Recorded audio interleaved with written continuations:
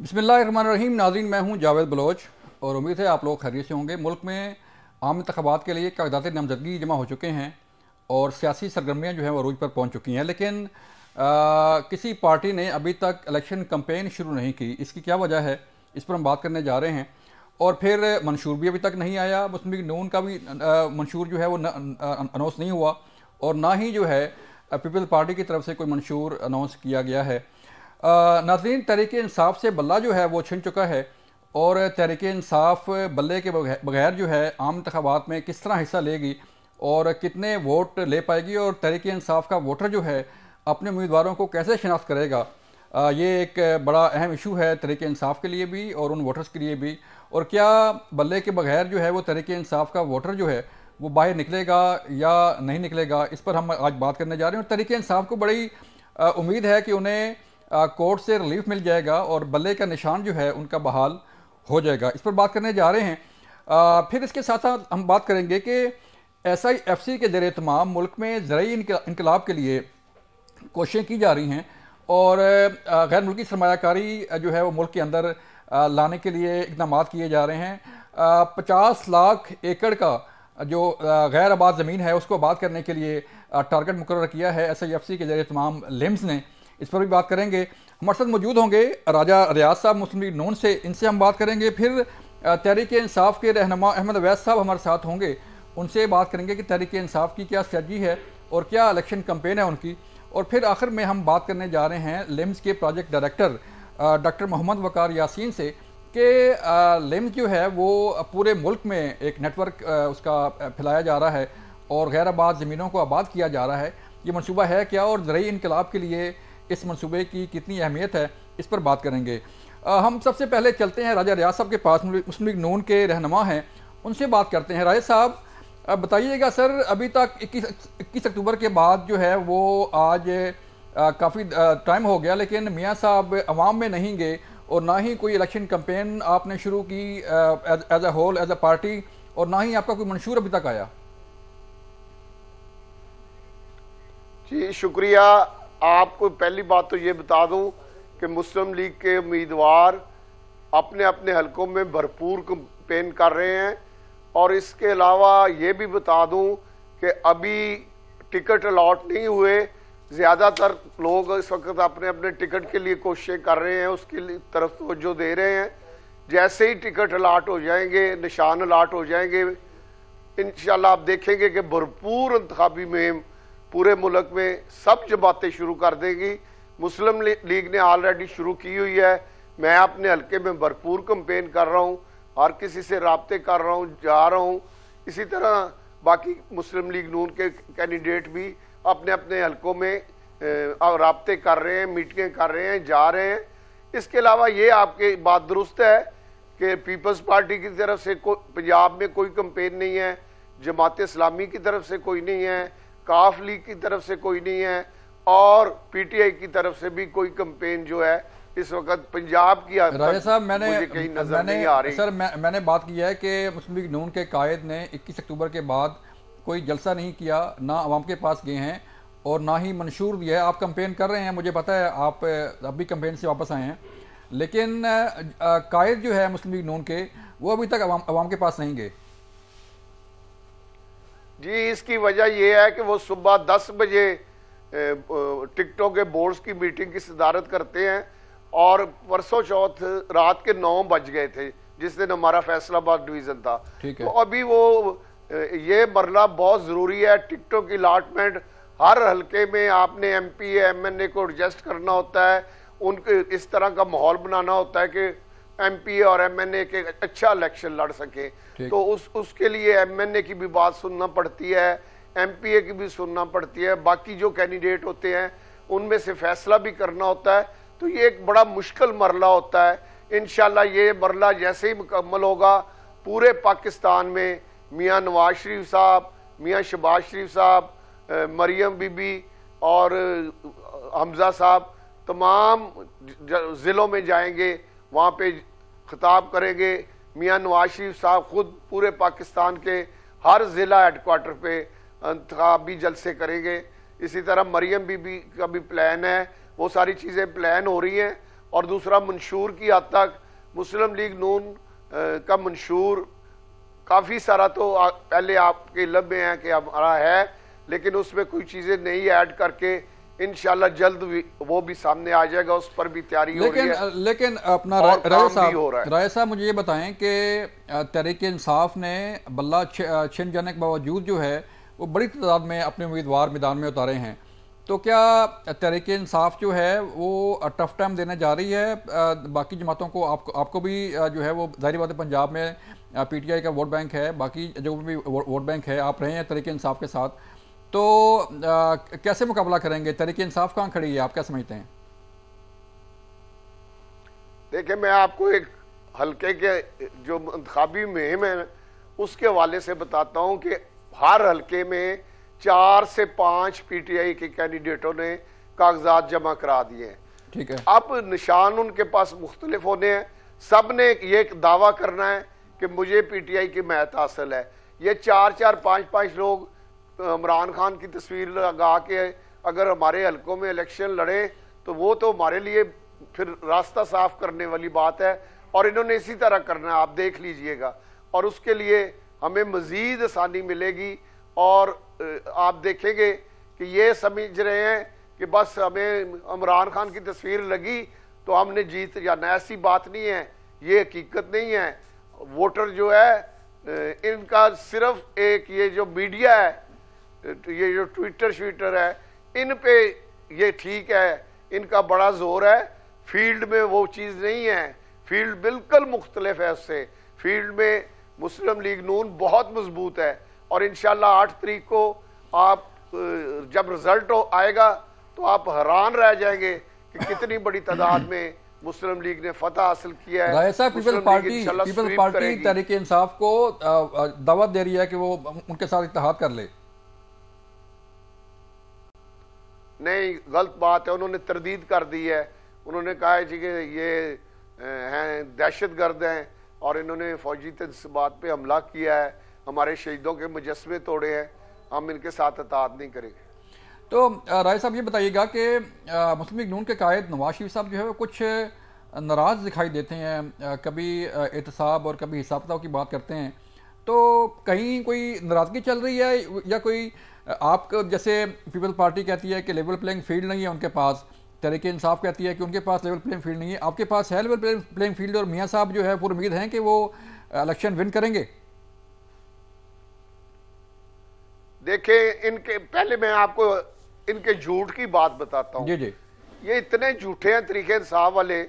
अभी आपने मुझे बताया है कि पूरे पंजाब पाकिस्तान में तकरीबन 24,000 कैंडिडेटों ने पीटीआई की तरफ से कागज जमा कराए हैं। 2400 तो अभी 100 ने कागजात जमा कराए हैं, और 2-3 दिन ये सोशल मीडिया पे चलाते रहे हैं कि हमारे कागज छीन गए, हमें पकड़ लिया। अगर इनके कागज छीन लिए थे, अगर पुलिस ने इनको पकड़ लिया था, तो फिर ये 2400 कागज कहां से जमा हो गए?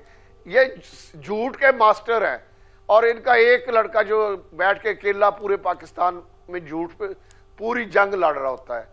असल जमीनी हकायक बिल्कुल मुख्तलिफ है, और इंशाल्लाह आप देखेंगे कि ये साबित इनके कैंडिडेट जो हैं बड़ी खुशफहमी में है कि शायद इमरान खान की तस्वीर होगी तो हम जीत जाएंगे। ऐसी बात नहीं, इंशाल्लाह इनको ऐसी शिकस्त देंगे कि ये याद रखेंगे। ठीक है राय साहब, मुझे ये बताइएगा कि आपने सियासी इत्तेहाद बना लिए और जो आपकी टिकटें हैं वो भी आलमोस्ट फाइनल हैं, तो क्या मियाँ साहब का टारगेट क्या है, मुस्लिम लीग नून का टारगेट क्या है कि कितनी अक्सरियत जो है वो आपको मिलनी चाहिए?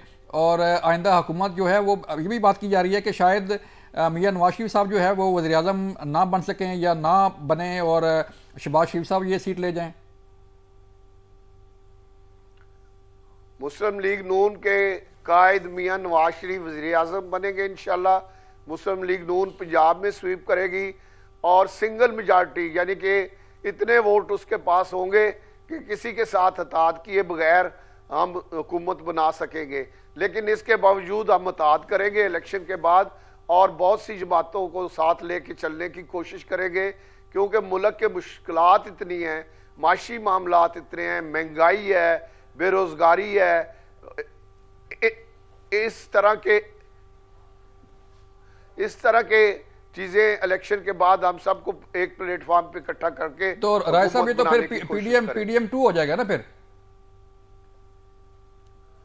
आप जो मर्जी इसको कह लें, मैं आपको बता रहा हूं कि हमें मुल्क के लिए, पाकिस्तान के लिए और पाकिस्तान के अवाम के लिए इस वक्त सियासत से ज्यादा जरूरी है कि हम उनको उनके मुश्किलात से निकालें। सियासत होती रहेगी इंशाल्लाह। आपकी सर गहरी नजर है, आप सियासतदान हैं और नब्ज पे हाथ रखते हैं आप सियासत की भी, तो क्या देख रहे हैं, अपोजिशन आपकी जो है वो पीपल्स पार्टी होगी या तहरीक इंसाफ होगी? तहरीक इंसाफ के जो लोग जीतेंगे वो अपोजिशन होगी। पीपल्स पार्टी तो मुझे हुकूमत में नजर आ रही है, वो हुकूमत का हिस्सा होगी। वो तो कह रहे हैं कि बिलावल साहब वज़ीर-ए-आज़म बनेंगे सर। सर वो उनका हक है, उनको कोई कहने से रोक नहीं सकता, वो उनका राइट है, हर किसी का राइट है, हर जमात का राइट है कि वो अपना वज़ीर-ए-आज़म बनाने की कोशिश करे। आगे वोट तो लोगों ने देने हैं, तो वोट इस वक्त मुस्लिम लीग बड़ी भारी अक्सरियत से इंशाल्लाह कामयाब हो रही है। तो जैसे people party level playing field की बात कर रही है सर, तो थोड़ा सा उन्हें भी लेवल प्लेइंग फील्ड जो है दिलवा दें, या उन्हें कहें कि इस तरह लेवल प्लेइंग फील्ड मिलती है ताकि उनका गिला दूर हो जाए। उन्हें लेवल प्ले फील्ड मिली हुई है, कोई ऐसी बात नहीं। ये सियासी बयान इलेक्शन के दिनों में चलते रहते हैं और आगे भी चलते रहेंगे, इसमें कोई परेशानी की बात नहीं है। तो फिर इसका मतलब ये है कि जलसों की बात और होती है और अंदर की बात और होती है, तो फिर आपका कोई रब्ता वाबत है पीपल पार्टी के साथ, या अंदर कोई बैकडोर डिप्लोमेसी चल रही है कोई? पीपल्स पार्टी वाले हमारे भाई हैं जी, हमारे दोस्त हैं, हर वक्त राब्ता रहता है। और पार्टी लेवल पे भी इंशाल्लाह जब वक्त आएगा तो सीनियर क़यादत ज़रूर इस पर गौर करेगी, पीपल्स पार्टी की भी और मुस्लिम लीग नून की भी। राज साहब, मंशूर कमेटी आपकी बनी हुई थी, तो मंशूर कब तक आ रहा है? मंशूर में क्या क्या प्लान हैं आपके? इस बारे में मुझे इल्म नहीं, क्योंकि मैं हल्के में हूँ और जो कमेटी है वो ही इस पे काम कर रही है और वो ही इस पे जब ऐलान होगा। मेरी इस इशू पे किसी से बात नहीं हुई क्योंकि मैं हल्के में हूँ, इसलिए जब मंशूर आएगा तो उस पर फिर ही मैं कोई आपको चलें, जब मंशूर आएगा तो फिर ही बात कर पाएंगे। ये थे रियाज साहब। मुझे एक ब्रेक के लिए कहा जा रहा है, जब ब्रेक से वापस आएंगे तो फिर तहरीक इंसाफ के पास चलेंगे, उनसे पूछेंगे कि उनका प्लान क्या है, बल्ला उनके पास नहीं है। मिलते हैं एक ब्रेक के बाद।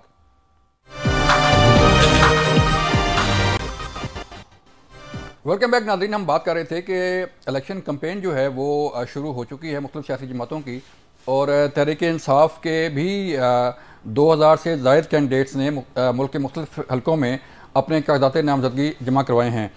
तहरीक इंसाफ कहाँ खड़ी है? बल्ले का निशान छिड़ चुका है और बल्ले के बगैर जो है वो तहरीक इंसाफ किस हद तक पुरुम्मीद है कि वो अपने वोटर्स को निकाल पाएगी और अपना जो वोट बैंक है उसको यूटिलाइज़ कर पाएगी। इसके लिए हम बात करेंगे अहमद अवैस साहब से, तहरीक इंसाफ के सीनियर रहनुमा हैं, सीनियर लॉयर्स भी हैं, इनसे बात करेंगे। अहमद अवैस साहब, सर बताइएगा कि तहरीक इंसाफ विदाउट बल्ला जो है आप इसे कैसे देख रहे हैं, और आपके जो कैंडिडेट्स हैं और आपका जो वोटर है वो कैसे शिनाख्त करेगा कि ये कैंडिडेट जो है वो तहरीक इंसाफ का है? बिस्मिल्लाह। बात यह है कि अभी हम पिटीशन हमारी जो है कल गलबन हियरिंग होगी, हम पेशावर हाई कोर्ट में हम इसको चैलेंज कर रहे हैं। ठीक है। और जाएंगे सुप्रीम कोर्ट तक जाएंगे, इसको पूरी तरह से हम कंटेस्ट करेंगे। और ये बिल्कुल इलीगल ऑर्डर है, ultra vires to the constitution है, कि बिल्कुल इन्होंने एक बाइस्ड ऑर्डर है। By no stretch for imagination इसको कहा जाए कि ये एक लीगल ऑर्डर पास किया, इसलिए ये सस्टेनेबल नहीं है। इंशाल्लाह ताला ये ऑर्डर नहीं रहेगा। और देखिए मैं आपको बताऊं, जी, बल्ले का निशान जो है कि बल्ला इस्तेमाल किया जाएगा, तो ये एक सिविलाइज तरीका है, तब्दीली है हुकूमत का जो डेमोक्रेसी के अंदर किया जाता है। ठीक है। वोट देते हैं एक सिंबल को, एक पॉलिटिकल पार्टी को, और पार्टी जो मेजोरिटी में आ जाती है वो हुकूमत में आ जाती है। ठीक है। अगर ये कॉन्स्टिट्यूशनल रास्ता आप ब्लॉक कर देंगे, बंद कर देंगे, और किसी सबसे बड़ी पार्टी को जिसके सबसे ज्यादा वोटर मौजूद हैं, जी जी, उनको आप वो राइट टू फ्रेंचाइज जो है उनको मना कर देंगे, उनके ऊपर पाबंदी लगा देंगे और गैर कानूनी और गैर आईनी पाबंदी लगाएंगे। तो इसका मतलब है कि आप एक क्या करना चाह रहे हैं? आप पाकिस्तान में डिस्टर्बेंस करना चाह रहे हैं। ठीक है। आप चाह रहे हैं कि बल्ले का इस्तेमाल ना करें, डंडे का इस्तेमाल करें। लेकिन सर वो तो इंट्रा पार्टी इलेक्शन को बकायदा उसकी हियरिंग हुई, आपकी आर्गुमेंट्स भी वही सामने गलत हुए हुई ना, सारा ऐसा ही हुआ। इनमें वो है नहीं। सवाल ये कि इंटर पार्टी इलेक्शन जो है कि वो इतना अहम नहीं है कि जितना आर्टिकल 17 है कॉन्स्टिट्यूशन का, ठीक, जो जो जो राइट टू फॉर्म एसोसिएशन है, ठीक है, पॉलिटिकल पार्टी जिसके अंडर जो आप बनाते हैं और आप इलेक्शन में आप पार्टिसिपेशन के लिए जाते हैं, जी जी, ये सबसे अहम है। और ये सुप्रीम कोर्ट की जजमेंट जिसके ऊपर मौजूद है, ठीक, ये तो दानिस्ता तौर के ऊपर ये एक ऐसा खेल खेला जा रहा है कि आप पुश कर रहे हैं एक बहुत बड़ी मेजोरिटी को कि वो एजुटेशन पॉलिटिक्स में आया। तो नहीं आना तो आपका ख्याल है कि जो है वो एजुटेशन हो सकती है, तहरीक इंसाफ के लोग जो है वो इस पे आ सकते हैं? आएंगे जरूर। अल्टीमेटली देखिए ना, अगर इस तरह से करेंगे तो लोग क्या करेंगे? जिनको जो इतनी बड़ी तादाद में मौजूद हैं और वो उनको उनका एक जायज कानूनी कॉन्स्टिट्यूशन हक जो है उससे महरूम किया जाएगा, तो फिर वो किसी दूसरे रास्ते पे आएंगे ना। हम नहीं चाहते हैं कि वो किसी और रास्ते पे आए, इसीलिए हम ये एक कानूनी लड़ाई लड़ रहे हैं बाकायदा अदालतों के अंदर, ऐवानों के अंदर। लेकिन वो वक्त जो है जब अदालतें और ऐवान जो है वहाँ ये लड़ाई जो है वो कानून के मुताबिक फैसले नहीं होंगे, तो फिर एक दूसरा रास्ता, तो फिर आप जो है आप वो दुनिया की हिस्ट्री उठा के देख रहे हैं, फिर खुले मैदानों में सर खुले मैदानों में तो आप पहले भी लड़ चुके हैं ना। सानिया 9 मई भी तो आपके सामने है ना। सानिया 9 मई में क्या हुआ था? वो भी जलाओ गिरा हुआ था। 9 मई तो एक वो देखो ना, 9 मई जो है वो तो एक इन्होंने प्रियम्प्ट करके एक ऑर्केस्ट्रेटेड प्लान किया था। आप क्या समझते कि 9 मई का वाकया कोई इस तरह ही हुआ था? अगर ऐसा हुआ होता तो ये जुडिशियल इंक्वायरी करवाते। ठीक है, इन्होंने क्यों नहीं करवाई जुडिशियल इंक्वायरी? इनको मालूम है कि ऐसा नहीं हुआ। ये तो सारा प्लान करके एक शहबाज शरीफ और जो इंटरेंट जो सही फौज के और फौजियों के खिलाफ जो ज़ेन है वो नवाज शरीफ और शहबाज शरीफ है, और इन्होंने वहां पे ये सारा प्लान करके फौज को सत्यानाश कर दिया, ये इस लाइन पे लगा दिया। तो आपको उम्मीद है कि पेशावर हाई कोर्ट में आप जा रहे हैं, वहां से कोई तो है कि आपको रिलीफ मिल पाएगा? और अगर रिलीफ मिल भी जाता है तो फिर बैलेट पेपर तो ऑलमोस्ट छप चुके होंगे उस वक्त तक, और फिर कैसे बल्ले का निशान इस्तेमाल किया जाएगा? बिल्कुल करेगा, इनको करना पड़ेगा। कानून का जो फैसला आ जाएगा तो बल्ले का निशान तो अभी ये तो कल ही हो सकता है कि कल ही सस्पेंड कर दें बोगर फिर। ठीक ठीक। तो अब जो आपके साबिक चेयरमैन हैं तहरीक इंसाफ के, वो किस हद तक इन्वॉल्व हो सकते हैं आपकी इलेक्शन कैंपेन में? आपके वोटर्स के जो है वो साथ, क्योंकि वो तो डेला जेल में हैं, बंद हैं, कैद हैं, तो उन्होंने अपना जो वोट है वो भी जेल के अंदर से ही कास्ट करना है, तो वो किस हद तक इफेक्टिव हो सकते हैं? क्या प्लान क्या है सर? इतना ही काफ़ी है कि पीटीआई के साबिक चेयरमैन इमरान खान, जिनको नाजायज तौर पे मुख्तलिफ केसेस बना के उनको बंद किया हुआ है, और पीटीआई ये इलेक्शन जीतेगी तो हम एक इंसाफ के वो तकाजे पूरे करवाएंगे और वो इंशाल्लाह ताला बाहर आएंगे और एक कंस्ट्रक्टिव रोल प्ले करेंगे। ये काफ़ी है पाकिस्तानी अवाम के लिए। हम ये रोका हुआ, इन्होंने कोई कंपेन नहीं करने दे रहे, कोई साइड मीटिंग, कॉर्नर मीटिंग नहीं करने दे रहे, लेकिन क्या इन तमाम कामों से ये वो उसकी इलेक्शन कैंपेन थोड़ी रोक लेंगे? वो और तेज हो गई है। लोग ज्यादा स्टिक किए हुए पीटीआई के साथ। अहमद वैद साहब, आपके मुल्क भर में कोई 2434 उम्मीदवारों ने कागजात नामजदगी जमा करवाए हैं, जो कि सबसे ज़्यादा तादाद जो है वो बनती है। किसी पार्टी के इतने कैंडिडेट्स जो हैं उन्होंने मैदान में नहीं उतारे। तो क्या किसी जमात के साथ आपका कोई सियासी इत्तेहाद के लिए भी बातचीत चल रही है? जैसे पीपल पार्टी ने भी कहा है कि तहरीक इंसाफ के साथ इत्तेहाद हो सकता है या बातचीत हो सकती है, तो कोई प्लान है कोई ऐसा कि आप लोग किसी सियासी जमात के साथ मिल जाएं? क्योंकि नून लीग भी जो है वो अपने सियासी इत्तेहाद बना रही है। नून लीग तो इसलिए बना रही है कि नून लीग इस काबिल नहीं है कि फील्ड में जाके वोट मांग सके। नवाज शरीफ साहब आ गए हैं, लाहौर के रहने वाले हैं, लाहौर के किसी हल्के में खड़े होकर तो दिखाएं, गए हैं कहीं पर? खड़े हो गए हैं सर, वो तो उन्होंने कागजात जमा करवा दी हैं, अभी इलेक्शन कैंपेन उनकी शुरू होने वाली है। जमा तो करवा दी है, इलाके में जाके जरा वोट तो मांगे।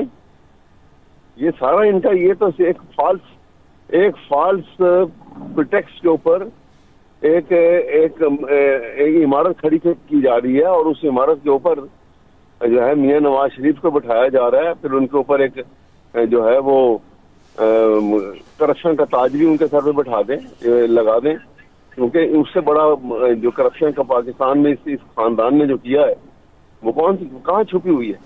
कानून की किताबों में लिखा हुआ सारा। लेकिन अपना अहमद वैसे आप खुद लायर हैं, नैब ने खुद कहा, अदालतों में हमने देखा कि नैब खुद कह रहा है कि हमें कहा गया था कि ये रेफरेंस जो है वो दायर होना है और हमने दायर कर दिया, कुछ साबित नहीं हुआ, इसलिए तो बरी हो गए नवाज शरीफ साहब। जनाब ये साबित ऐसे कहाँ हुआ? आप ये देखें कि वो जो सुप्रीम कोर्ट की जजमेंट है, मेरी बात सुने, उसके अंदर वो तमाम डॉक्यूमेंटेड है। वो 10 जो 10th वॉल्यूम है जी खोलें उसको, आवाम के सामने जरा खोल के भेज दें।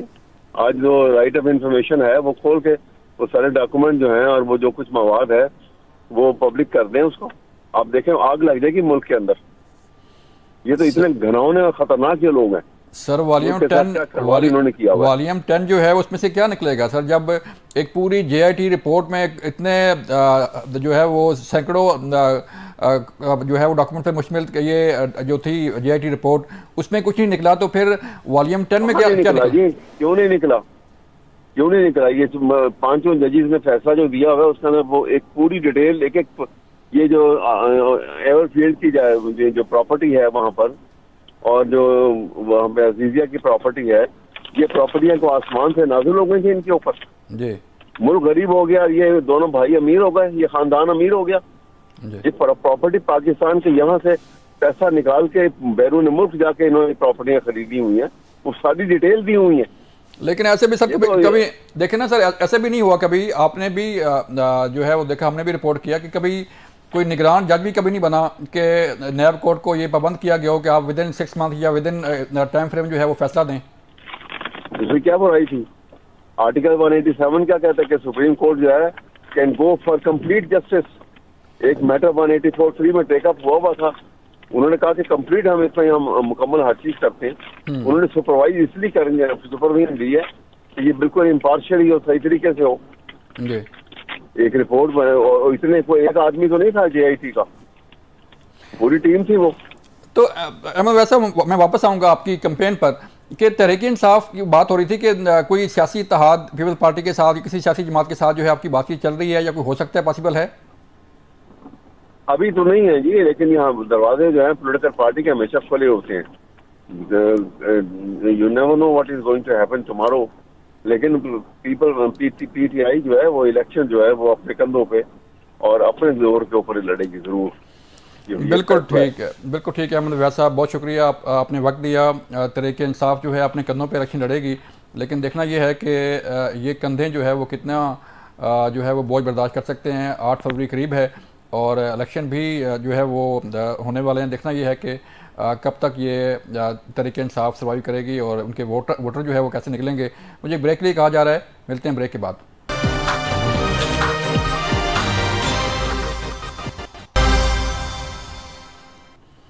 वेलकम बैक नाज़रीन, हम बात कर रहे थे कि SIFC के ज़रिए तमाम मुल्क में ज़रिए इनकलाब के लिए कोशिशें की जा रही हैं और इसमें गैर मुल्की सरमायाकारी बड़ी अहमियत की हामिल है, जिसके लिए मुख्तलिफ़ ममालिक से रब्ते किए जा रहे हैं, जिसमें दुबई भी है, कतर भी है, बहरीन भी है, चाइना भी है और दीगर मुख्तलिफ़ ममालिक से रब्ते में है SIFC और हुकूमत पाकिस्तान के मुल्क की जो गैर आबाद लाखों एकड़ अराज़ी है उसको कैसे आबाद किया जाएगा। इसके तहत एक लिम्स के नाम से प्रोजेक्ट का इदारा बनाया गया और लिम्स को ये टारगेट दिया गया है कि मुल्क की जो लाखों एकड़ अराज़ी है वो कैसे आबाद की जाएगी, उसे ज़रूरी इनकलाब के लिए कैसे इस्तेमाल किया जा सकता है।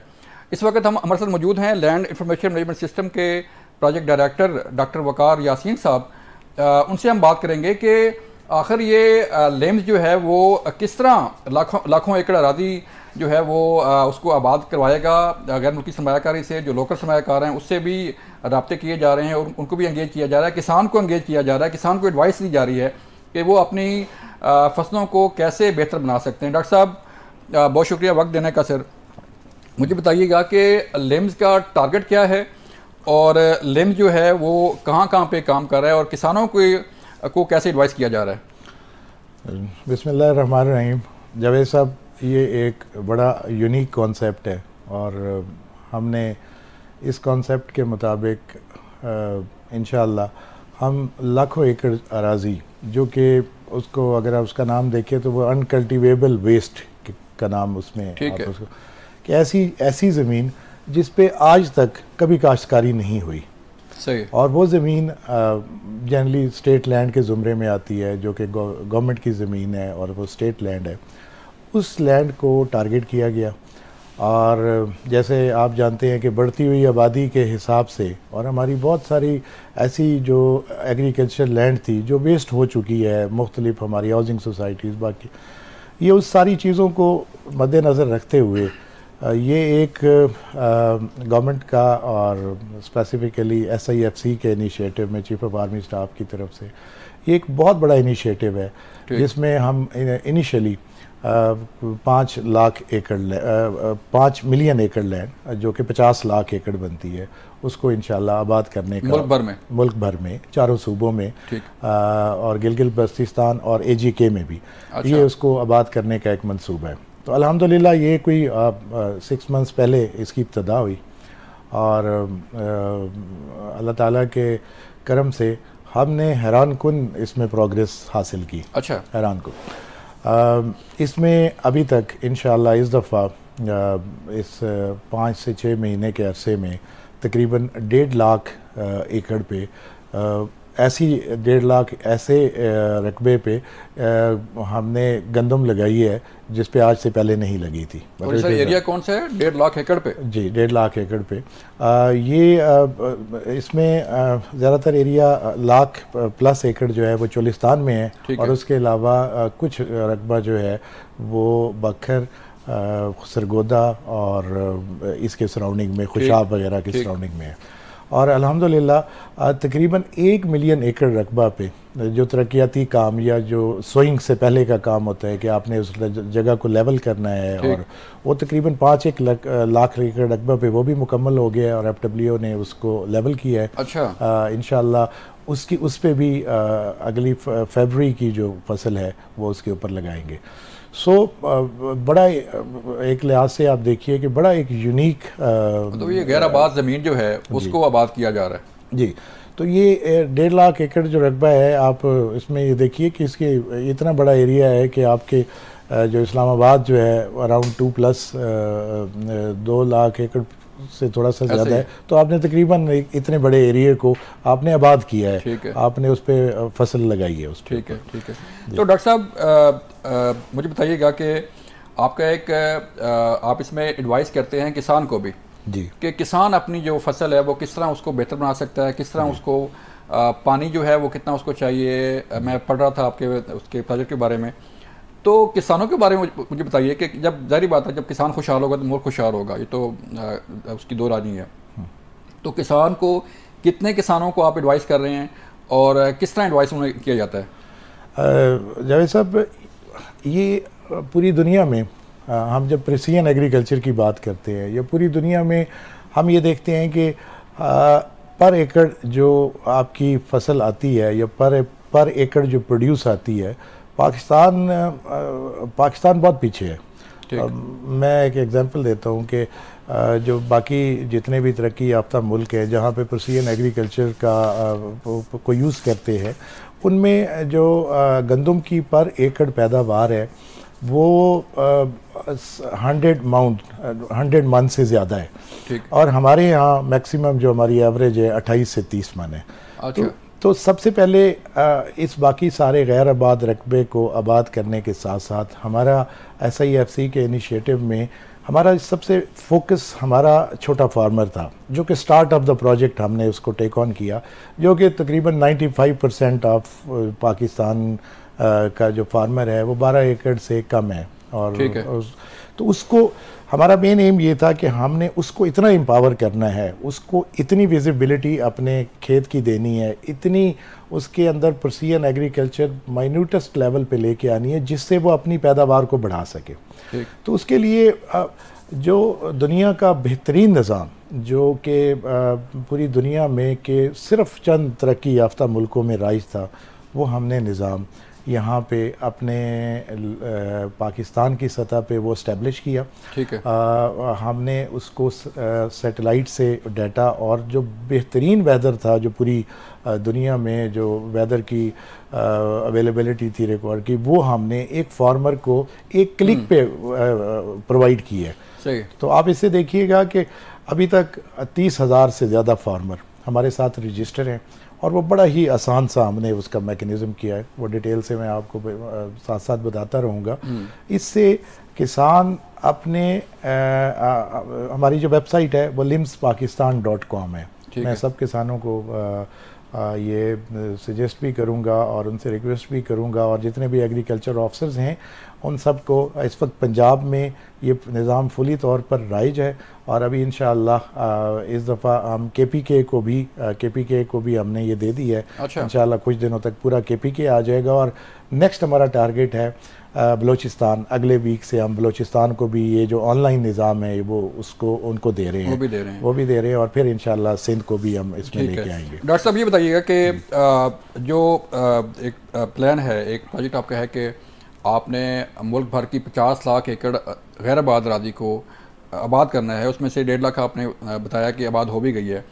किस हद तक ये मौसर साबित होगी कि हमारा जो एक ज़रूरी मुल्क है और हम गंदम बाहर से मंगवाते हैं, ज़रूरी मुल्क है लेकिन जो है वो बाकी सारी चीज़ें बाहर से आती हैं, तो किस हद तक हमारा जो मुल्क है वो इस काबिल हो जाएगा कि अपनी गंदम, अपनी फसलें, अपना सब कुछ हो पाए? जैसे आपने फरमाया जावेद साहब, जो हमारे 2 फेसेट थे इसमें। पहला हमने इंशाल्लाह अपने किसान को इस तरह एम्पावर किया है, जिस तरह मैं आपको बता रहा था कि 30,000 किसानों को ये हमारा ऑनलाइन सिस्टम है और जितने भी एग्रीकल्चर डिपार्टमेंट है पंजाब का इंशाल्लाह वो इसको यूज़ कर रहे हैं। और साथ ही जो ये 1.5 लाख एकड़ हम इसमें लेके आए हैं और इंशाल्लाह अगले साल तक हम 5 लाख, नेक्स्ट फसल तक 5 लाख एकड़ और इंशाल्लाह अगले 5 सालों में 50 लाख एकड़ को हम अपने एम्बेड में ले आएंगे। मैं यकीन से कह सकता हूँ इंशाल्लाह, और मेरी ये दुआ है कि हम इन दोनों चीज़ों से, इस 1.5 लाख रकबे के आबाद होने से और जो हमने ऑनलाइन सिस्टम जिसमें हमने छोटे फार्मर सबको अपने उसमें इनकम्पस किया है, हमें इंशाल्लाह इस साल गंदम इंपोर्ट करने की ज़रूरत नहीं पड़नी चाहिए। अच्छा, तो बड़ा ऐलान है सर। बस इंशाल्लाह ज़रूर। ठीक।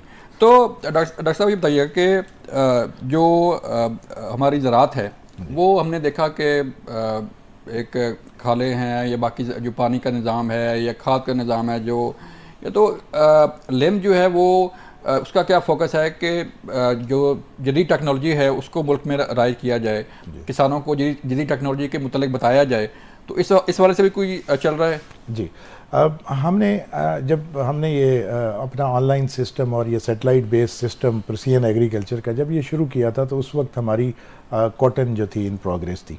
ठीक।